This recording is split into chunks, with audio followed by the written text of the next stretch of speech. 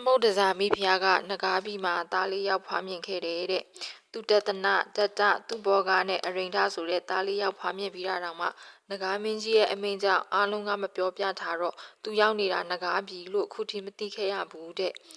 အငယ်ဆုံးသားလေးရဲ့ကစားဖော်တွေကသူ့အမေကနဂါးမဟုတ်ဘူးလူသားဖြစ်တယ်လို့ပြောကြတော့သားအငယ်ဆုံးလေးကသူ့အမေကိုစမ်းသက်ချင်တာနဲ့နှုတ်ဆုနေရင်းနဲ့မွေပုံတရံပြောင်းလဲလိုက်တယ်တဲ့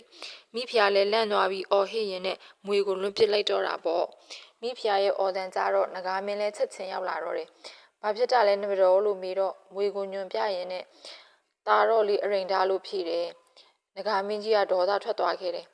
အမိတ်ချိုးဖောက်ခဲ့တာရောမိဖုရားလန့်သွားတာရောကြည့်ပြီးတော့မှတာတော်ကိုဖမ်းခိုင်းပြီးတက်ဖို့လုပ်တယ်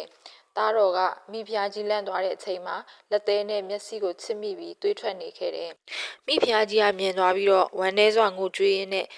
နဂါမင်းကိုမတက်ဖို့အတွက်တောင်းပန်ခဲ့တာပေါ့ကွယ်။တားတော်လေးရဲ့နာမည်ကလည်းအရိန်ထကနေမျက်စိတစ်ဖက်ကွယ်သူဂါနာရိန်ထဖြစ်သွားတော့တာပေါ့။